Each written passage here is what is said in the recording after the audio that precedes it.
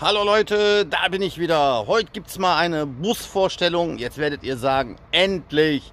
Aber keiner kommt zu kurz bei mir, das wisst ihr ja. Heute stelle ich euch den A20, den 1055, den wollte ich ja schon mal vorstellen. Da ist er ja nicht angesprungen. Euch mal heute hoffentlich vor. Ich habe den schon mal rausgefahren, also angesprungen ist er. Und jetzt schauen wir uns den mal gemeinsam an, was das für einer ist. Wenn ihr natürlich dran bleibt, alles nach dem Intro.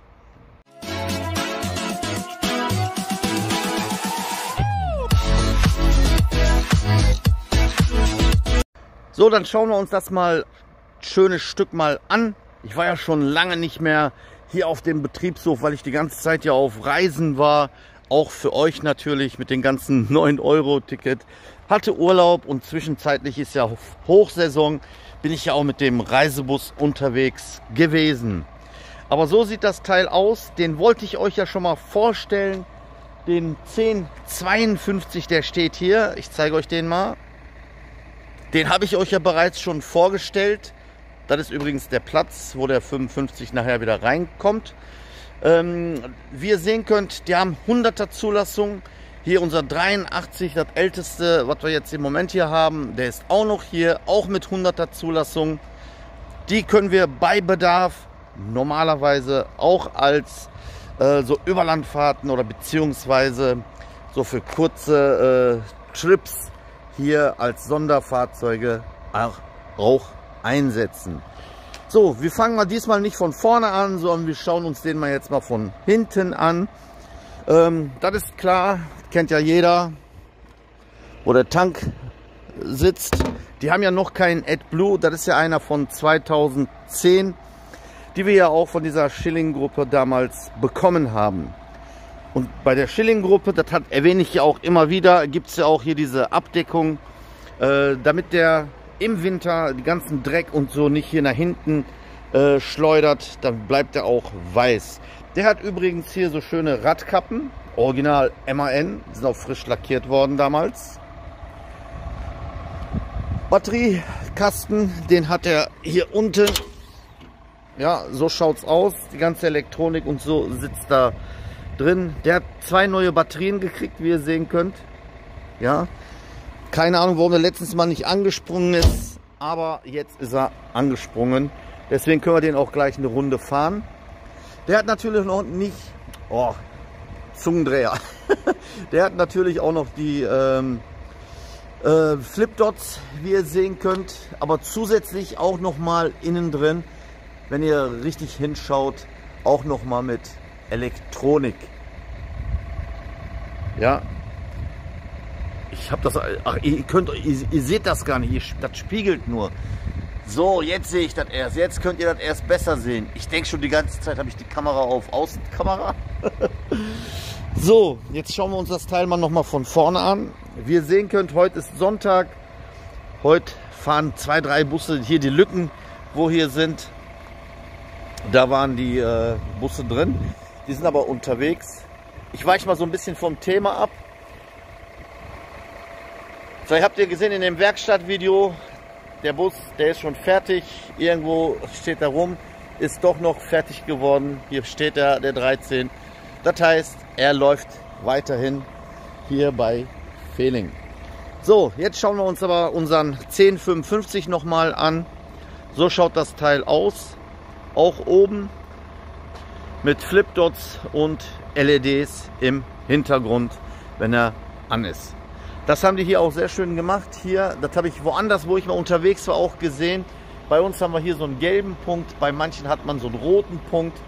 Eben halt aufzupassen, wenn hier einer mit 1,80 Meter, 1,90 Meter ist, der kommt garantiert mit dem Kopf dagegen. Und so sieht er vielleicht, oh, da ist was Gefährliches und geht vielleicht zur Seite. So, als erstes kommt natürlich immer noch unser Spuckschutz. Da hat man sich jetzt ja schon dran gewöhnt. Die werden wohl auch drin bleiben, weil die Pandemie werden wir einfach nicht los.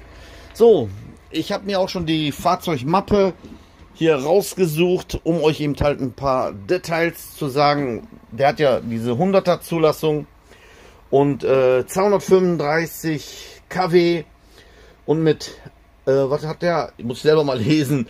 11,85 Meter. Also der ist fast 12 Meter. So schaut das Teil aus. Jetzt haben wir auch ein paar Eckdaten. Hier das klassische Cockpit hier, was wir hier haben. VDV sagt ihr immer dazu. Jetzt werdet ihr euch wundern, warum hier kein Drucker, sondern hier so ein Handdruckgerät ist. Wenn wir nicht allzu viel Drucker haben und diese nur auf Schulbussen und so auf Schultouren eingesetzt werden, da reicht natürlich auch. Der hat die gleichen Funktionen, was ein normaler Drucker hat. Mit dem kann man ganz normal auch alles verkaufen. Ich meine, ich wollte euch den mal vorstellen, aber ist noch nie dazu gekommen. So, der hat natürlich auch, sehe ich hier, Konvektor, also eine Klimaanlage drin.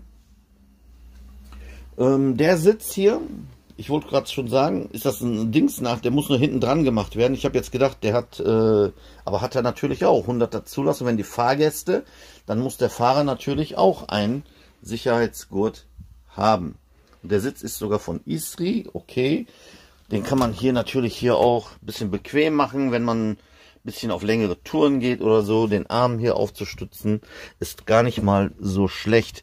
Und der hat hier auf der Seite noch diesen Knopf, wo wir letztens ja uns drum gestritten hatten oder so. Der müsste eigentlich für das Mikro sein, wenn man den anstellt. Aber klappt irgendwie nicht. Okay, jetzt schauen wir uns natürlich an, wie viel Kilometer der schon runter hat. Wie ihr sehen könnt, der hat hier auch keine, hier ist ein Loch drin, keinen Zündschlüssel. Hier musste ich auch immer lange suchen erstmal. Normalerweise sind die immer hier untergebracht, habe ich welche Knöpfe gedrückt, unter anderem auch den roten. Das solltet ihr nicht machen, dann geht nämlich ein Alarm los. Den lieber sein lassen, deswegen ist der auch rot. Dann habe ich weiter gesucht und hier gefunden Power. Ja, wenn man einmal Power drückt, dann hat er Zündung. Deswegen hat er jetzt Zündung, wenn man nochmal drauf drückt, zack. Jetzt hat er richtige Zündung. Jetzt zeigt er auch alles an, wie ihr sehen könnt.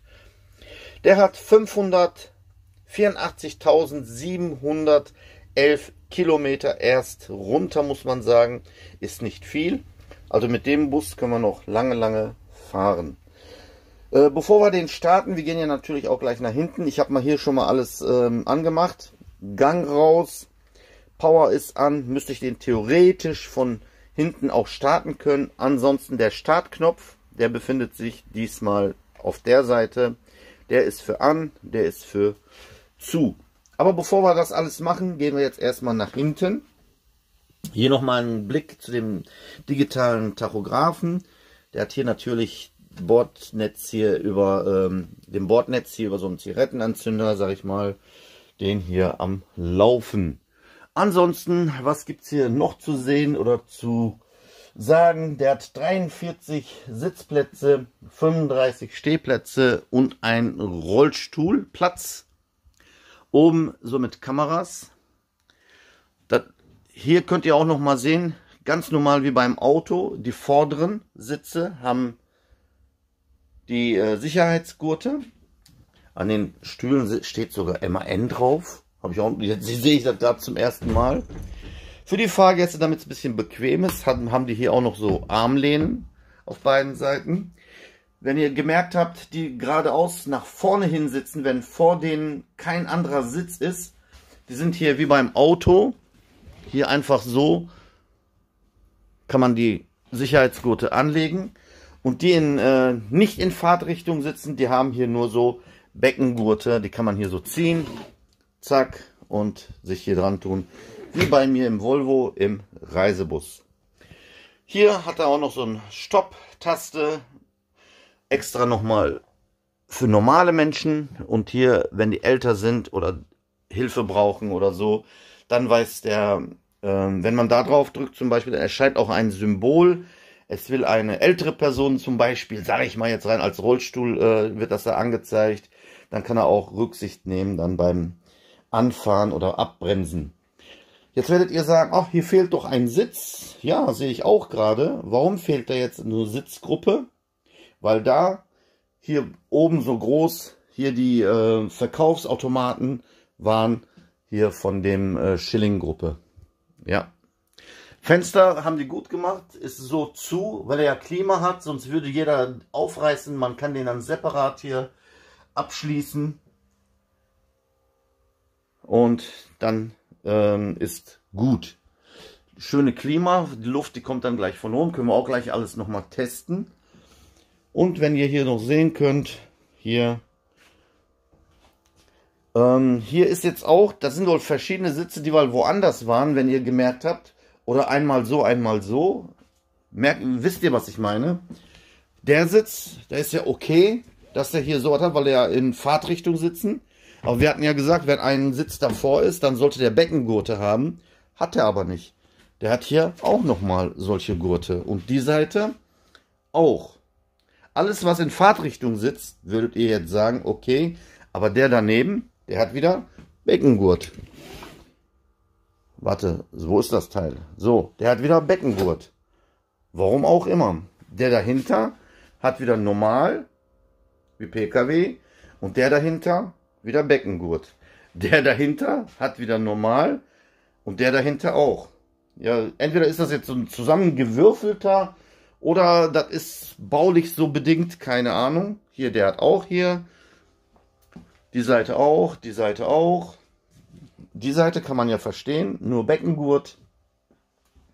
Interessanterweise, hier hätte auch noch sowas hier als Sicherheitsgurt sein sollen, weil er genau mittig ist, vor ihm ist ja gar nichts. Der hat aber auch nur einen Beckengurt.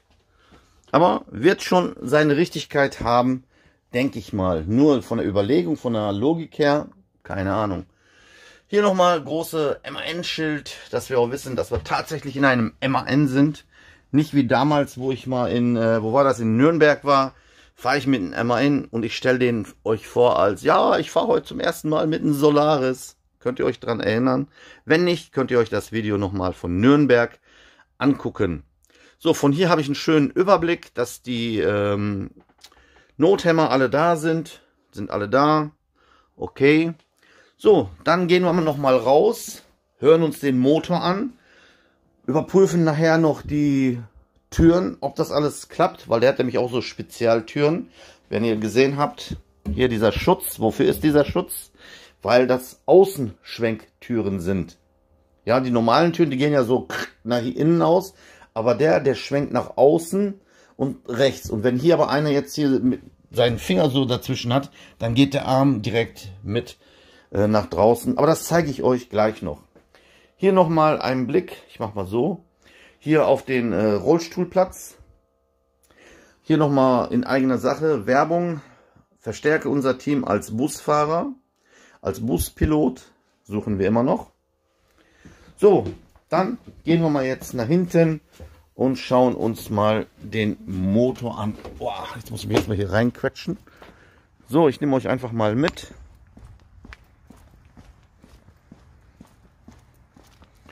Hier oben, das hatte ich euch bei den anderen Videos ja schon gezeigt. Hier kann man gucken, wie der Stand vom Kühlmittel ist. Und mit so einem Trichter kann man das dann einfüllen. So. Jawohl. Als erstes seht ihr hier wieder so ein paar Lappen. Da wird der Jeffrey wieder sagen, oh, warum ist da so ein Lappen drin? Und weiß auch nicht, normal, wenn die hier rausfliegen und hier durch die Gegend. Aber für den Fahrer ist das wohl, da braucht er nicht lange, wenn er Öl kontrolliert, nicht lange nach Papier oder so suchen, hat er hier schon direkt.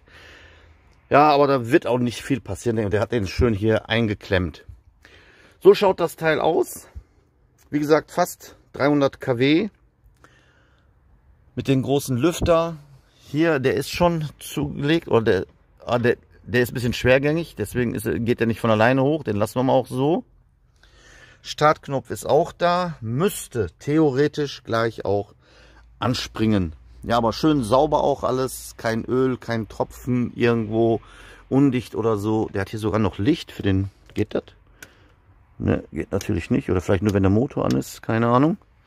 Hat er nochmal Licht für den Werkstattmonteur. So, wir versuchen jetzt unser Glück einfach mal bei 3, 1, 2 und...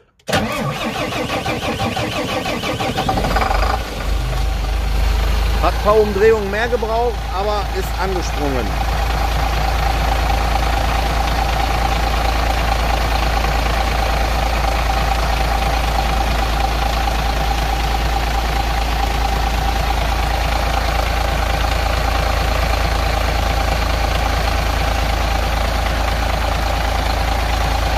Wirklich ein schöner Sound. Ich habe ja extra nicht geredet, damit ihr da vielleicht gebrauchen könnt.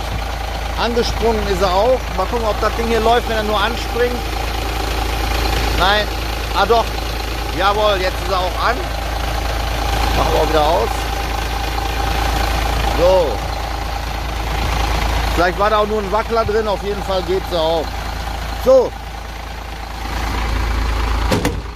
Die rechte Seite haben wir uns ja schon angeschaut. Wir gucken uns den nochmal von links an. Und werden dann gleich auch natürlich auch eine Probefahrt machen. Aber diese zwei Klappen, was hat das auf sich? Hier sind die auf. Mal gucken.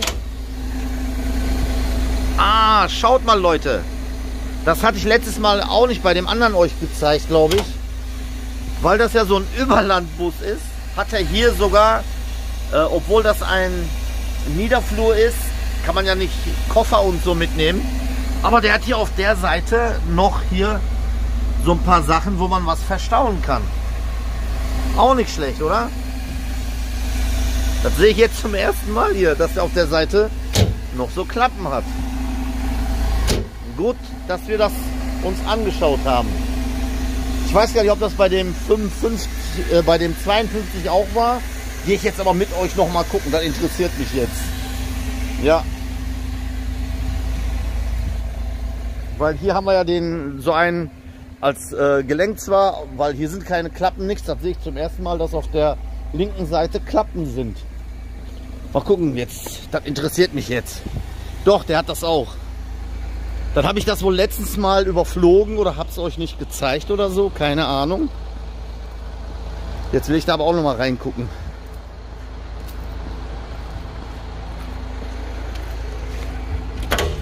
Tatsächlich. Ach, der Kollege, der hat schon ein paar Sachen da reingebaut. Reingetan. Ja, das ist hier auch der große Fan von mir. Der hat den auch schon ein bisschen umgebaut. Der sagte, und, hast du schon was gezeigt? Ja, schön. Finde ich toll. Sehen wir das jetzt auch mal.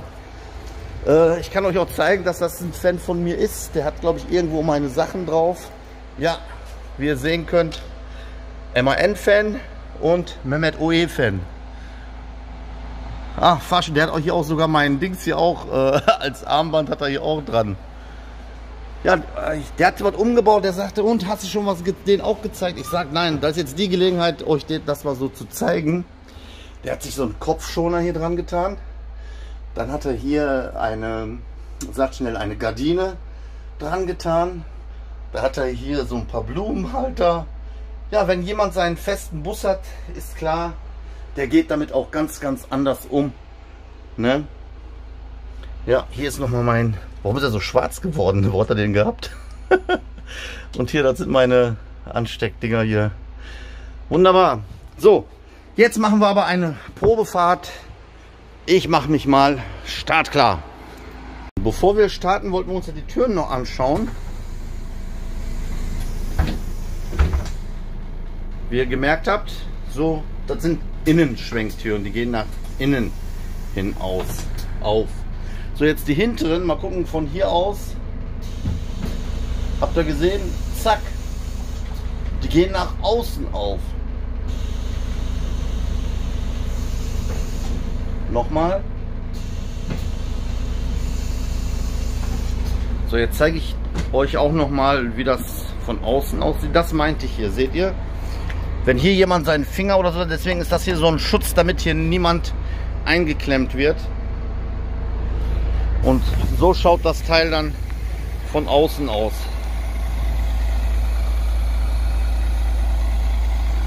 Ja. Und dann kann man auch die Rampe dann eben halt öffnen. Ja, so, auf zur Probefahrt. So, auf geht's. Wenn das Fahrzeug einen Sicherheitsgurt haben sollte, kann man den anlegen. Muss man nicht, aber kann man. Bei Linienfahrten jetzt, wenn man jetzt auch bei Linien eben halt auch die Fahrgäste müssen nicht unbedingt angeschnallt sein. Ja, wenn der Sicherheitsgurte hat, okay, deswegen müssen wir ja auch als Reisebusfahrer den Leuten immer vor Antritt sagen, legt eure Sicherheitsgurte an. Natürlich kontrollieren kann man das nicht. Aber hier, wenn der Fahrer hier so einen hat, man sieht selten einen Linienbusfahrer, auch wenn die mal Sicherheitsgurte haben, dass den jemand anlegt. Aber jetzt extra für euch lege ich den auch mal an und dann werden wir mal, der sitzt jetzt ein bisschen zu hoch, dann geht das hier runter und ein bisschen nach vorne. So, und auf geht's mit Sicherheitsgurt. Verkehrt kann es nicht sein, aber es ist auch nicht zwingend vorgeschrieben, so viel wie ich weiß.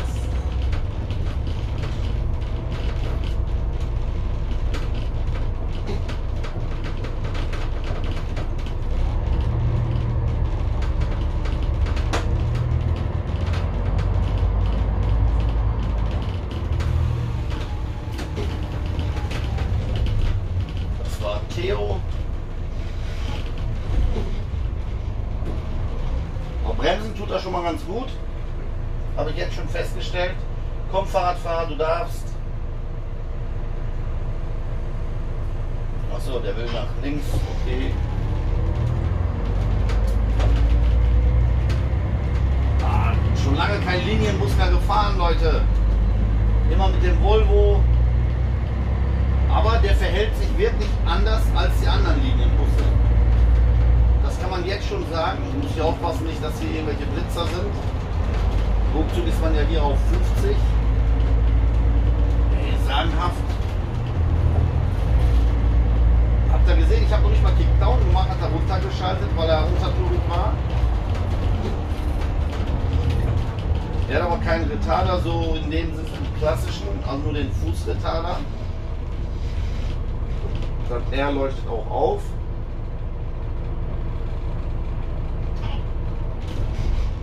Ja, laufen tut er ganz gut.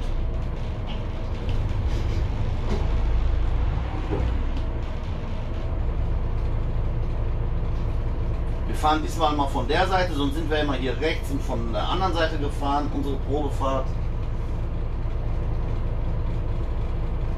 Ich habe heute mein Mikrofon natürlich wieder vergessen, weil das so eine Spontanaktion war, weil ich ein bisschen Zeit hatte heute.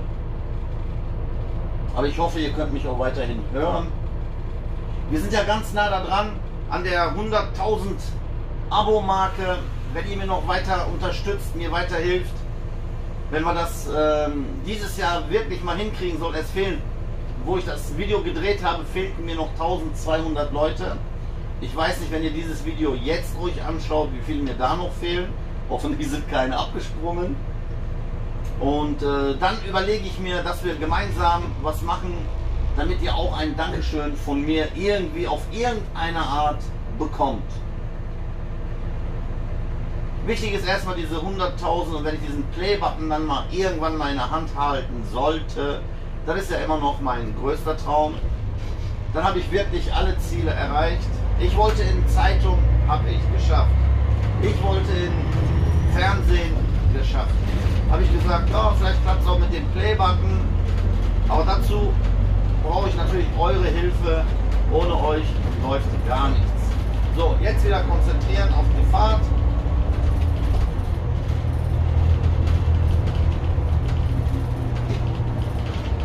Also mit denen kann man richtig 6-7 Stunden so eine schöne Linie fahren, aber auch für längere Strecken gut geeignet. Ich merke, da ist Zug dahinter. Hier darf ich ein bisschen schnell fahren. Ich gucke, ob der Kickdown klappt. Jawohl. Oh, habt ihr den Turbo gehört? Dieses Pfeifen so. Geil, oder? Hoffentlich kommt das bei euch auch gut rüber. Ich habe Fenster und so, wenn jetzt noch Fenster auf ist, dann hört man das noch richtig so.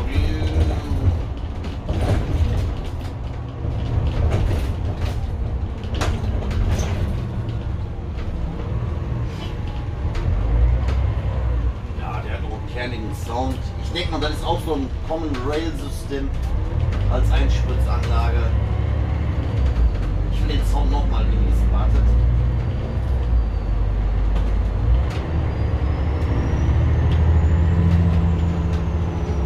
Jawohl, herrlich.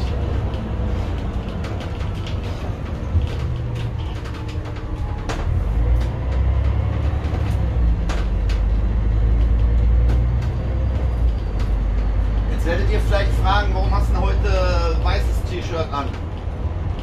Polo-Shirt. Ja, ich muss gleich noch vom Kaiserau eine kurze Fahrt machen. Deswegen habe ich heute mal was Weißes an. Bei der Gelegenheit bin ich ein bisschen zu früh und habe gesagt, komm, die Community, die hat schon lange keine Busvorstellungen mehr gehabt und den war ich euch ja noch schuldig. Deswegen habe ich das jetzt heute mal so spontan für euch gemacht. Aber gegen den Bus ist nichts einzuwenden.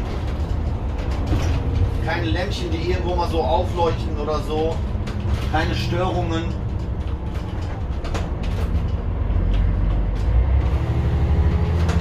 Und einen schönen Motor, der geht ab.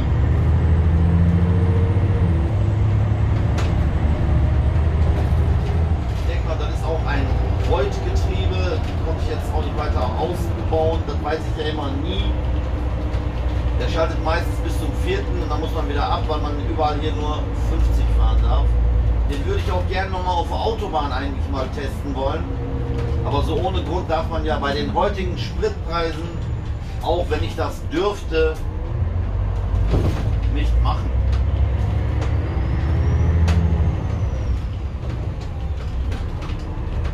So, wir sind wieder zurück.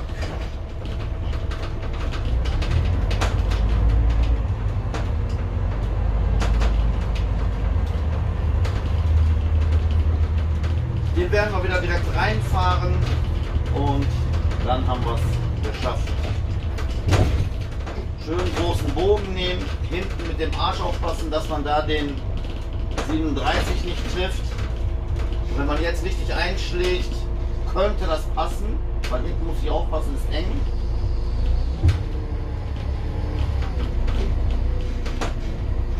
Wie ihr sehen könnt, Millimeterarbeit am Spiegel. Aber gelernt ist gelernt. Deswegen sagt man auch Adlerauge zu mir. Quatsch. Immer schön vorsichtig sein, immer schön mit Vorsicht zu genießen alles. Nie alles auf die leichte Schulter nehmen. Es kann immer was passieren. So, jetzt steht er gut.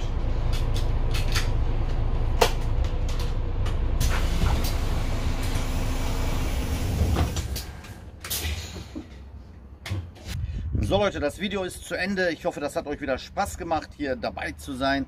Jetzt haben wir den 55 mit der 100er Zulassung auch endlich mal vorstellen können.